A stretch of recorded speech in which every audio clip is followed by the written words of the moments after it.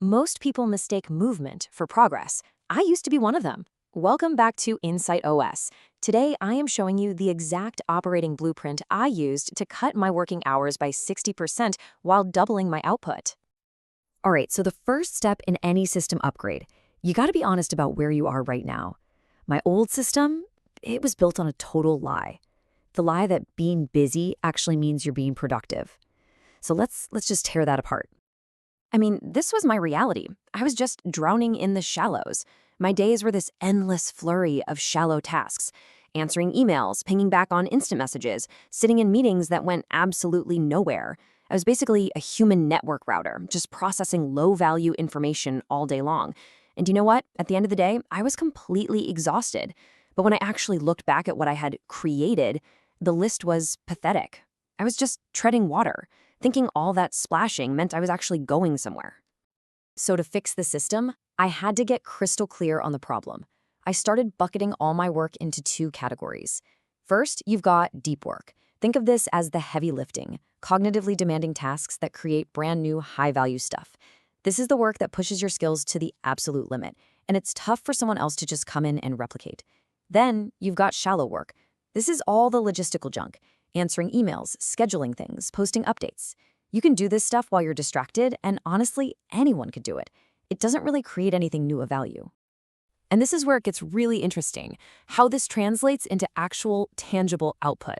Here's the analogy I use. My old 12-hour day was like spending all day in a workshop, just running around like crazy, creating these huge piles of sawdust. Emails?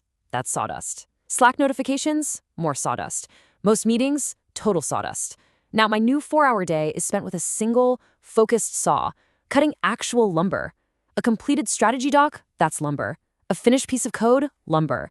A complex problem that's now solved? You guessed it, that's lumber. And here's the brutal truth. The market does not pay you for sawdust. It only pays for lumber. And this right here, this visualizes the trade-off perfectly. You see on one side, my former system, 12 hours of fragmented focus that just led to stagnation. And on the other, my current system, 4 hours of pure, concentrated focus. The output? Valuable assets. The result? Exponential growth. It's a complete shift from measuring your input, how many hours you're at a desk, to measuring your output, the actual value you create. Look, this wasn't some kind of lifestyle choice. It wasn't about work-life balance. This was an economic necessity. The world is changing so fast that the old ways of working are becoming totally obsolete. Adopting a deep work system isn't about feeling better. It's about pure survival and, frankly, dominance in this new economy. So some economists from MIT, they figured out there are basically three groups who are going to win big in this great restructuring. First, the people who can work creatively with intelligent machines. Second, the superstars in their field. I'm talking the absolute best of the best. And third, the people who own the capital. Now, amassing capital, that's a different game. My system focuses on optimizing the variables I can actually control, my skill and my output. And if you nail those, you can break into the other two groups. But what's the common denominator for all of them? The ability to perform deep work. That is the price of admission. This chart right here shows you the deep work hypothesis in action.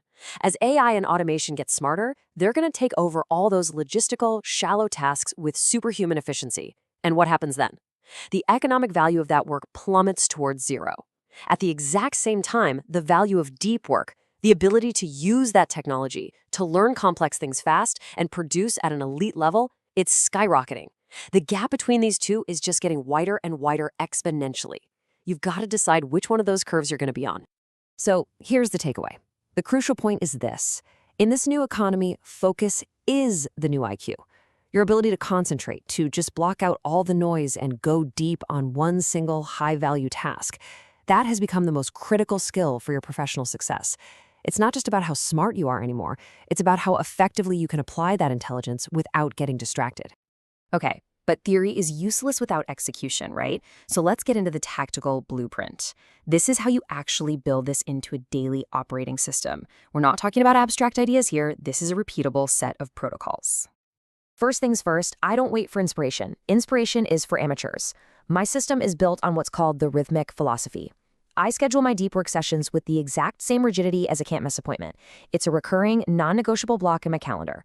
Why? Because it completely removes willpower from the equation. The decision is already made. The only thing left to do is execute. And to build that rhythm, I stole a strategy from the comedian Jerry Seinfeld. He used it to become a master joke writer. What he did was, he got a big wall calendar, and for every single day that he wrote new material, he'd put a big red X over that day. After a few days, you've got a chain, and then your only job is simple. Don't break the chain. Each one of my 4-hour deep work sessions is an X on my calendar. That visual momentum becomes an incredibly powerful force. The chain literally pulls you forward. But listen, it's not just about blocking out the time, it's about the intensity you bring to that time. Take a look at Theodore Roosevelt back in college. This guy was balancing a crazy array of interests: boxing, naturalism, social clubs, and he still graduated with honors. How did he do it? He used these things that I call Roosevelt dashes. He would schedule these short, almost fragmented blocks of study time, but during those blocks, his concentration was absolute. 0 interruptions tolerated. That is the kind of intensity I bring to my 4-hour sessions. So this is what it looks like in practice, on a calendar. The first 4 hours of the day are a fortress. All notifications are off, my door is closed, my mind is locked onto a single high-value target. This is the lumberyard. Everything else, the emails, the calls, the meetings, that's all just sawdust, and it all has to wait until afternoon. Now, I gotta be honest, implementing this system isn't as simple as just drawing a box on your calendar. There's a huge obstacle. Our modern brains have literally been rewired for distraction. The first few times you try to do deep work, it's going to be brutally difficult. So you have to deliberately retrain your cognitive hardware. So let me ask you, and let's be brutally honest here. Is your attention span fried? For most of us, the answer is a hard yes. We've trained our minds to crave a constant stream of new stuff, a notification, a new email, a quick scroll through a feed. And it's destroyed our ability to sustain focus. But here's the critical insight. This is not permanent. Your focus is a muscle. It's probably atrophied, but it can be rebuilt. And the single most important training exercise is this. You have to embrace boredom. You have to learn to be bored again. Think about it. If you reach for your phone every single time you're waiting in line or sitting at a red light, you are actively training your brain that it must never be without new input. That is fatal for deep work. You have to break that reflex. Just let your mind be idle. Resisting that urge to fill every empty moment, that is the core workout for rebuilding your attention span. So here are the specific protocols for that retraining. First, stop using your phone as a filler, period. Instead, try what's called productive meditation. Use a walk or a drive to just chew on a single well-defined problem. Next, schedule your internet use. Don't just dip in and out all day long. And this one is crucial, really understand this. When you take a break from deep work, that break should not be filled with more distractions. You're taking a break from focus, not a break from distraction. Go for a walk, stare out a window, let that focus muscle truly rest so you can deploy it at full strength when you actually need it. Okay, the final piece of the puzzle is probably the most counterintuitive. The hardest part of this system isn't working for 4 hours straight. It's stopping after 4 hours. To make this whole thing sustainable, your brain needs to completely disengage and recover, and that requires a formal protocol. So why is it so hard to stop working?